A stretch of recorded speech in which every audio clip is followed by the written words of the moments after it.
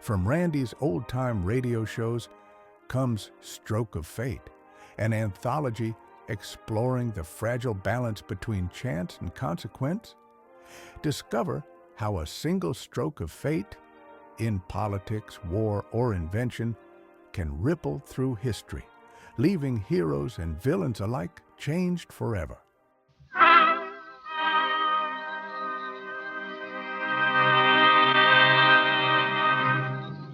Stroke of Fate.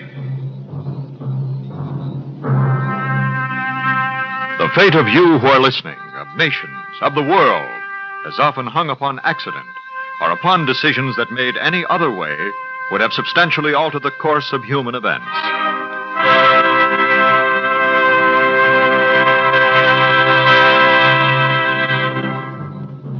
Suppose, by a stroke of fate, Shakespeare had died before writing his great plays. What if fate had decreed there had been no Monitor to defeat the Merrimac in the war between the states? Would continued destruction of Union shipping have led to Confederate triumph? Yes, much depends upon a stroke of fate. And tonight we partially rewrite history as we present a dramatic conception of what might have happened if, by a stroke of fate, there had been a different ending to a battle that determined the future of Canada and the United States. The Battle of Quebec. Our story is historically true up to the stroke of fate, which might have changed history. After that, speculation, based on historical possibility. Our story is told through the lips of two noble men, the small, keen-eyed, nervous Marquis de Montcalm, general of the French forces guarding Quebec, and the tall, thin, red-haired British General James Wolfe.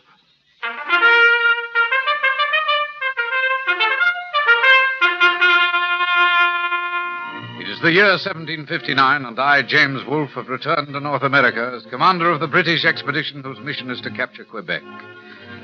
For 3 years, on 3 continents, France and my country, England, have been at war.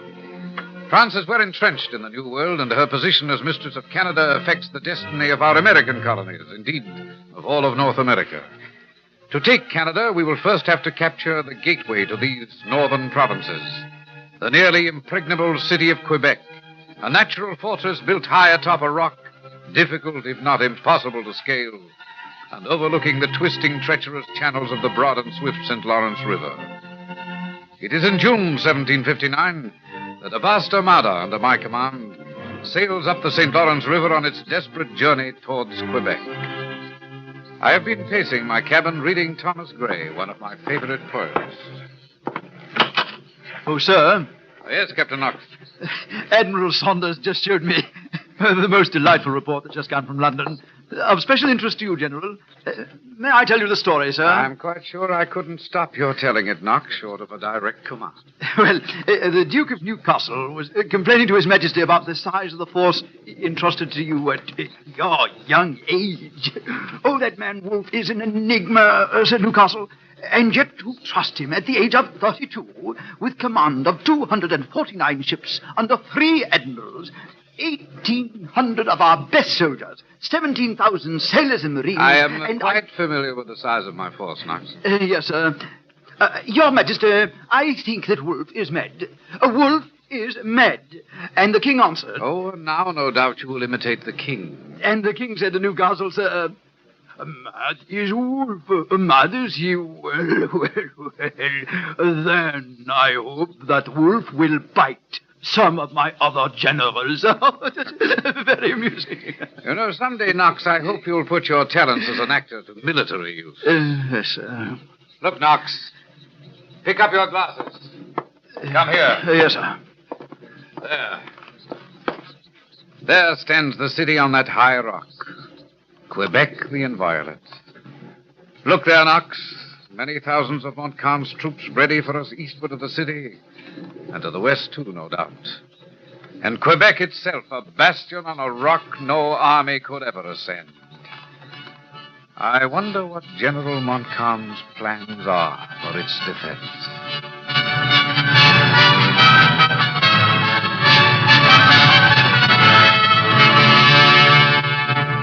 I, Louis-Joseph de Montcalm, Gozon, Marquis de Montcalm, find myself in a most difficult and equivocal position at Quebec. My commission as Major General assigns to me only the command of the regular French troops. The military resources of Canada, including the Canadian troops which forms the greater number of defenders of Quebec, are under the command of the Governor, le Marquis de Vaudreuil.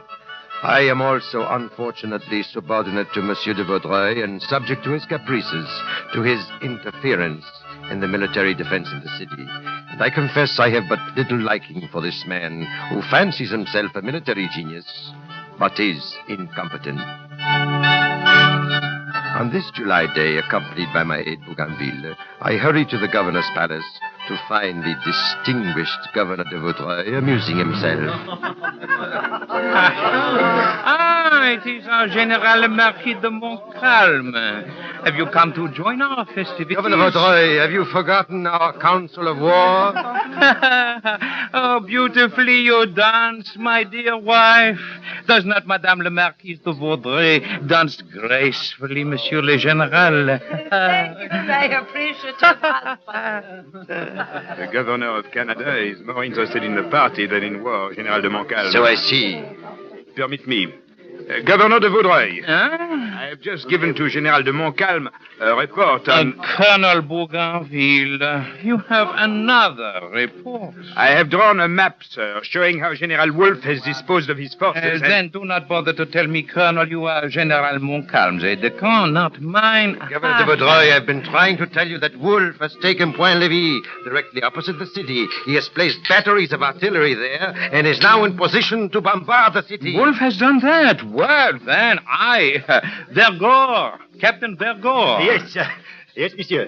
Yes, Governor Vergor. The British are worrying General Montcalm here. Vergor, I want you to reassure General Montcalm. We cannot have our friends in for dancing and supper without General de Montcalm and his tiresome councils of war constantly interrupted. Madame de Vaudreuil, how many more festivals do you think you and your husband, the governor, will be able to give, with General Wolfe lying below us in the river, occupying Point-Levis opposite us, ready to bombard? I cannot see why you, Mon General, have to worry.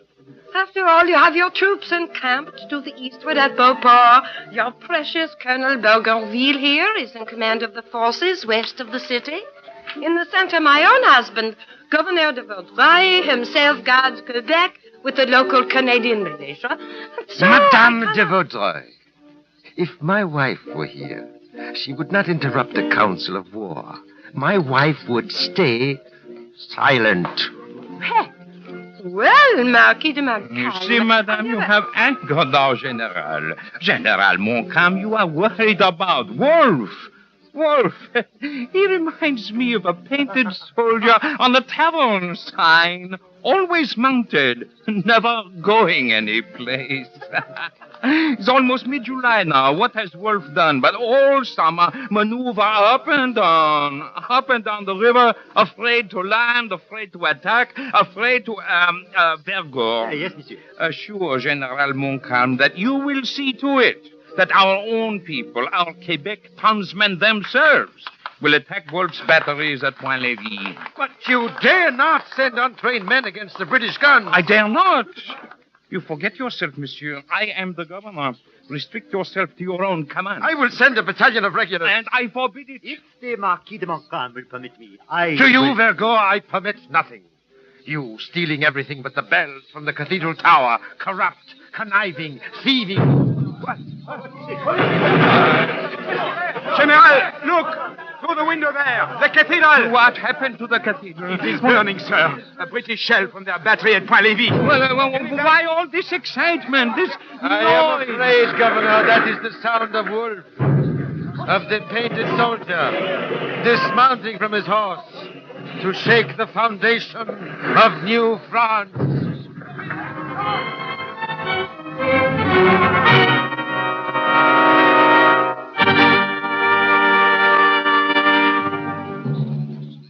Governor Vaudreuil actually sent untrained townspeople, including seminary students, to attack us at Point-Levis.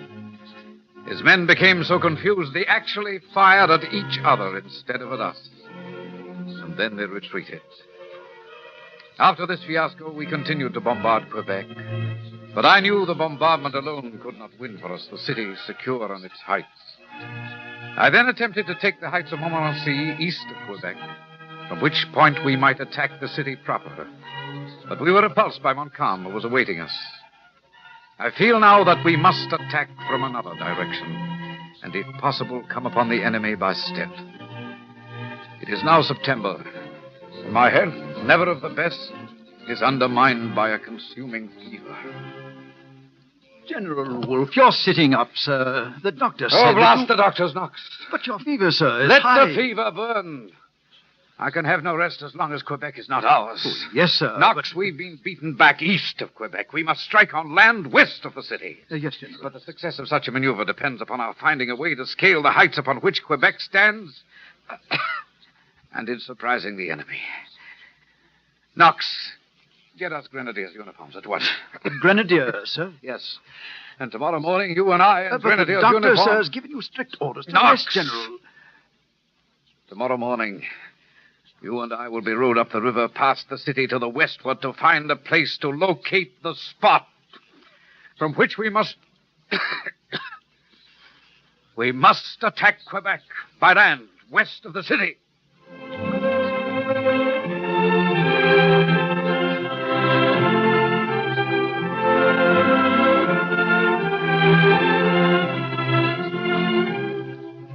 The following day, we are rowed from the east of the city, past the heights on which the city itself stands, and to the west of the city, where I wish to reconnoiter. We are not even challenged by the sentry on guard where the river St. Lawrence narrows. So what harm could one small boatload of men do? All right, Knox. You may stop rowing, men. Let me look at that map again, Knox. Yes, sir. That small landing there, what is it called? The Anse de Foulon, sir. Anse de Foulon. And above it, let me see. Above this little gulf, plateau, a level plain. Not very wide, But sir. wide enough for a frontal attack. And for reserves, too. Plains of Abraham. That is it. Look, Knox. These plains of Abraham on the same plateau on which the city of Quebec itself stands. Yes, General. If we could only reach those plains, we could attack Quebec, but... General, the plains of Abraham are way up there at the top of this rock. A rock as difficult to scale as the rock upon which Quebec itself is built. Yes, Knox, but 1.5 miles away from these plains is Quebec. This is our place to attack. First, 24 sturdy picked men. Picked men can climb to the top of that rock, Knox, and silence any sentries that may be on guard. The rest of our men will follow them. But how will we get up there, sir? Knox, look up there at the top of the rock. Well, all my glass shows me, sir, some laundry hanging from the line there, sir. Yes, some linens hanging from a line. 2 things I see in that line. First, there's not a big wash, is there? Well, no, sir, only a about... small wash indicating that there is only a small force of men up there. Our scouts should be able to overcome them and perhaps prevent them from giving the alarm. Second, a half hour ago, Knox, we both noticed some women, didn't we, doing their wash in the waters of this gulf, right here at the Anse de Foulon, you remember? Yes, sir, I do remember. All right, Knox. Those women did not climb the rock straight to the top. They disappeared there, to the right. And now they have hung their wash at the top. Which means, Knox... that there is a path to the right of the rock leading straight to the top. Yes, Knox, there is a path, and we will take it. It may be a very difficult climb, but climb it we will. And there, Knox, there on the plains of Abraham, we will give Montcalm his battle. The battle for Quebec.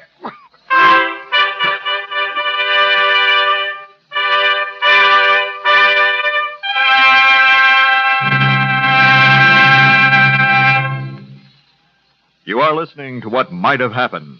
If, by a stroke of fate, there had been a different ending to the battle that determined the future of Canada and the United States, the Battle of Quebec. Our story, which has been historically true so far, continues so up to the stroke of fate, which will be explained at the end of the program. From the stroke of fate onward, Historical possibility will guide our imagination.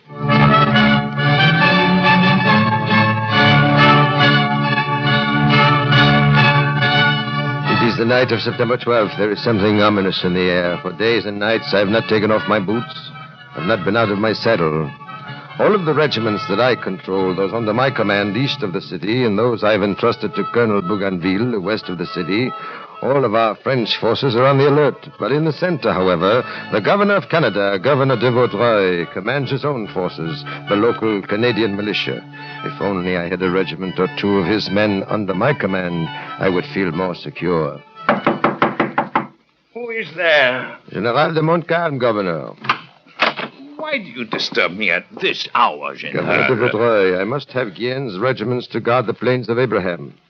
I need Guillen's regiment, too, to guard the city at a place where... Yes, I know where Guillen and his men are now, miles away from any place where any fighting is likely to occur. Monsieur, only a mile and a half west of the city, there is that plateau called the Plains of Abraham. Now, below those plains, there is the Anse de Foulon and a pathway up to the plains. If Wolfe should discover that path... Montcalm, it is not necessary to describe this terrain to me as if I were a schoolboy. I am not worried about the Plains of Abraham. 100 men, only 100 men could prevent anybody from coming up that path. And have you 100 men there, Governor? I am not answerable to you, Montcalm. No, you are not. And that Vaudreuil is the misfortune of France. Now, all my forces are extended to their utmost. I have not a battalion to spare. Wolfe is disheartened. He will not attack now. You know there is grave danger, and yet you deny me the loan of one regiment. One regiment to guard the plains of I'm Abraham. sorry, my friend. I must return to bed. Good night, mon général. Good night. Scoundrel. Montcalm. General Montcalm. Yes, Governor. Out on the plains of Abraham. Do not worry, General. Vergor is there. Captain Vergor himself with 100 men. Picked men, Canadian militia men.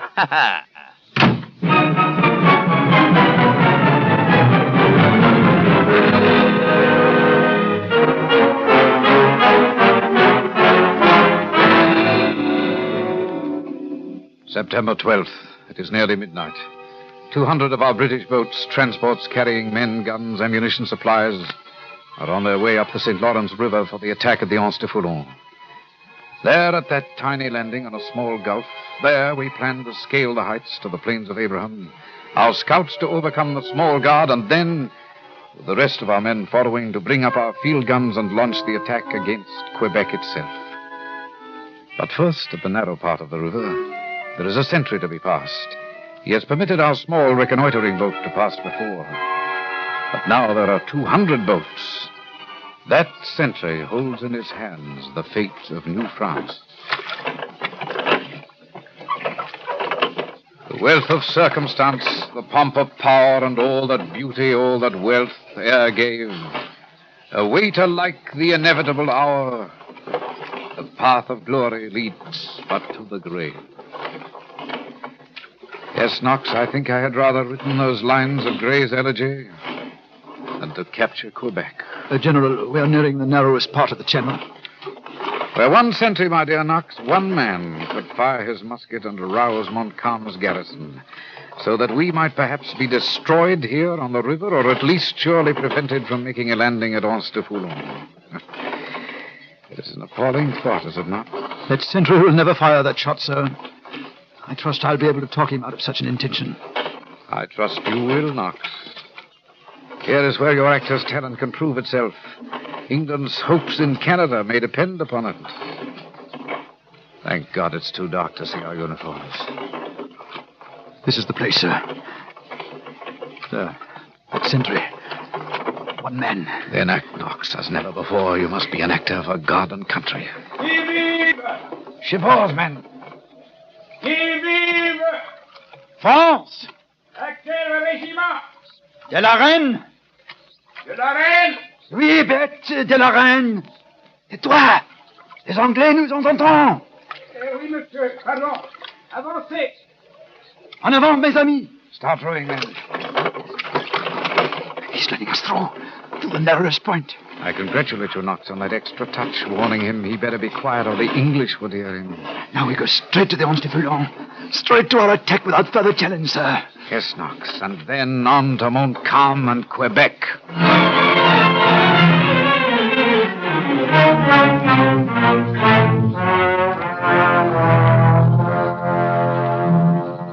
At the Anse de Foulon, at the heights above that small landing, there we French can hold our ground against Wolfe with 100 men. But there, Governor Vaudreuil's man, the stupid, corrupt, lazy Captain Vergor, a worthy subordinate of an unworthy man. There, Captain Vergor has charge of that most strategic post. Colonel Bougainville, commanding my troops west of the city, goes shortly after midnight for a final inspection of all the posts west of the city. Vergor.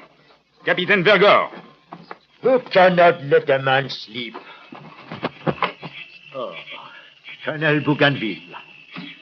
To what do I owe the honor of this nocturnal visit? At a time after midnight, when all decent men are abed. Vergor, I am inspecting all the posts west of the city. Yours is the closest and the most important. You are supposed to have 100 men here, and I just counted when I woke them up. Exactly 12. But good Canadian men, Colonel. I have sent the rest to their homes. To their homes? Yes, Colonel. To do the harvesting. And to harvest my crops also. This is September, and...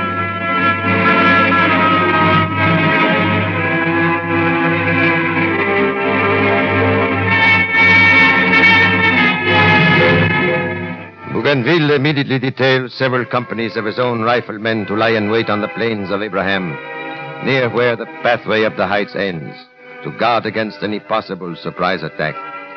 If the British should attempt to scale the heights, there are now sufficient of our men to hold them off until reinforcements should arrive. Knox, our advance parties must have reached the top of the heights by now. Yes, sir. Very well, then, let us climb up a way. But, sir, would it not be better to at least wait until our advance parties have secured the position on top? Knox, how many... No. Well, we failed to catch the enemy unaware. There are not many of them by the sound of it. Perhaps we can take the plains of Abraham before enough of Montcalm's men arrive to stop us. Forward, men! Up the heights! Forward for England!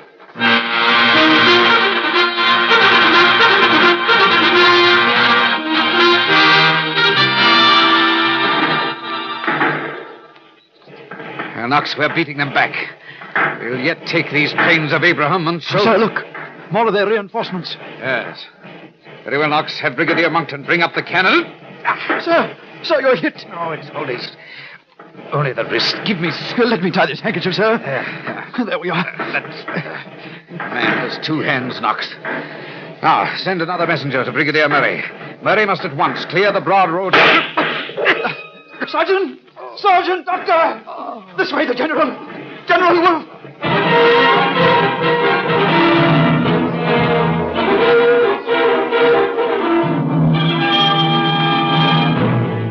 Bougainville's companies have delayed Wolfe's taking of the plains of Abraham. We are sending reinforcements as rapidly as we can, but Wolfe's men have cleared the wide road leading to the heights, enough to bring up some of their cannon. Forward, Grenadiers! Forward!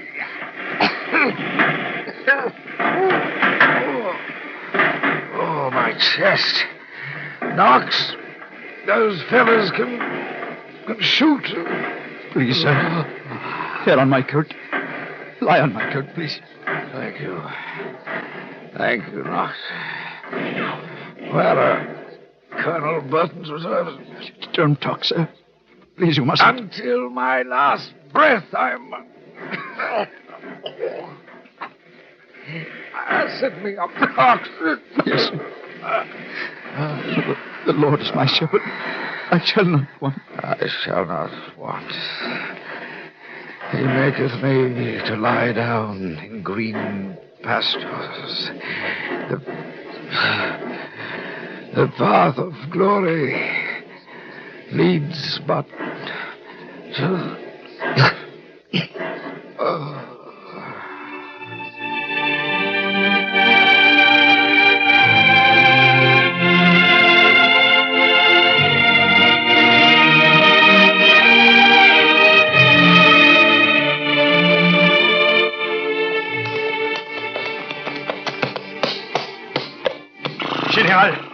General de Montcalm, you... Yes, Colonel Bougainville.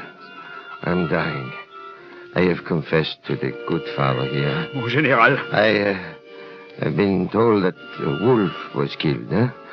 Poor Wolfe, he... They retreat. Huh? See, they retreat. Who retreat? The enemy. They've been routed. General, you've won. You've won. Canada still belongs to France. Then I can die in peace.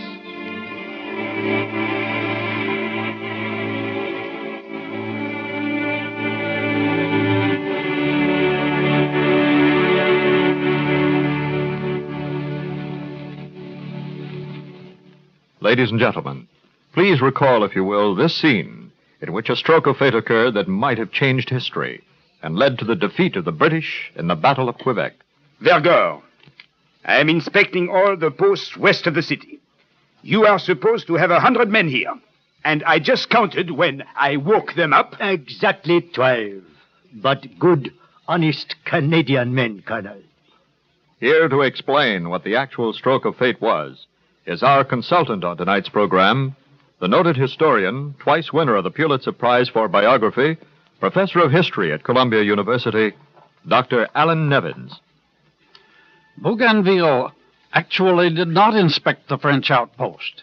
It would have been a stroke of fate indeed if he had, nor did he really send several companies to reinforce the 12 sleeping French Canadians. When Wolfe's advance party of 24 clambered to the top, nobody was on guard. On their heels, a long column streamed up the heights. When the rainy morning broke, Wolfe's veterans were massing on the Plains of Abraham. He marshaled 3,500 tough soldiers in a solid wall of red, bayonets glistening, bagpipes screaming. When Montcalm's troops appeared, Wolfe was everywhere. Wounded thrice, he roused himself from stupor when an aide shouted, "They run! See how they run!" The French had broken. Quebec was won. Said Wolfe, "God be praised, I die in peace." Because a corrupt French officer had not kept 100 men on duty in a half-forgotten guard post, New France was conquered, and most of North America passed under British sway. But what if Wolfe had been beaten at Quebec? The 7 Years' War would have ended with the French holding Canada. The American Revolution would have been postponed for 1 generation, for 2. For the American colonies clung to England as long as they feared France. Nay, had a Dominion form of government been devised, armed revolution might never have occurred. Washington might have won his fame as a general leading Anglo-American armies in a new war against Canada. In the Napoleonic conflict, American troops might have battled side by side with British forces. The French lost Canada in 1759, but this was not merely because a single slack captain left one path unguarded. That incident was but one small manifestation of their inefficiency. The entire administration was slovenly, dishonest, and faction-ridden. France herself was staggering toward revolution. And once North America was freed of French rule, the independence of the English colonies became part of the inexorable logic of history. Thank you, Dr. Nevins.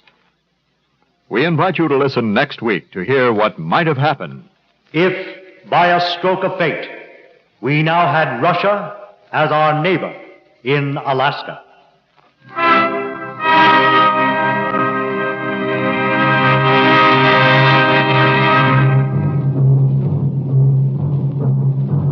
Featured in tonight's Stroke of Fate presentation were Ian Martin as General Wolfe, Joe DeSantis as General de Montcalm, Chester Stratton appeared as Captain Knox, and Kermit Murdoch as Governor Vaudreuil. Others in the cast were Guy Sorrell, Jane Lauren, and James Monks. Your announcer is Lionel Rico. Stroke of Fate is produced by Mort and Lester Lewis in consultation with the Society of American Historians, conceived by Mort Lewis and directed by Fred Way. Tonight's play was written by Saul Carson.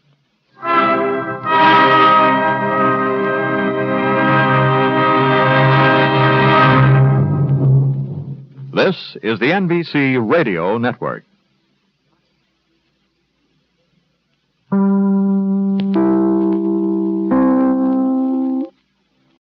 Well, folks, that's it for this episode here at Randy's Old Time Radio Shows.